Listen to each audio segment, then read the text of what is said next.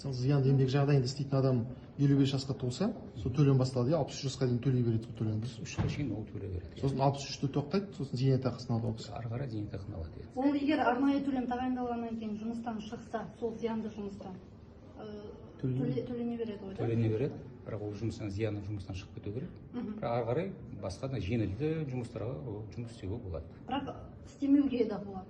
Істемеуге де болады. Оны бірақ өзін Бірақ оның құқығы ол. 55 жастан жаңа жұмыстан кетіп қалса, сосын жаңа төлемін ала береді, 60 жасқа толғанда зейнетақысы төмен болуы мүмкін ғой, ол кісілер. Зейнетақы, жаңа біз айттық, біз үш источник бар ғой, зейнетақы төлемдер, ол жаңа солидарлық зейнетақы, ол стажға байланысты. Екінші базалық зейнетақы, ол байлықтарға беріледі.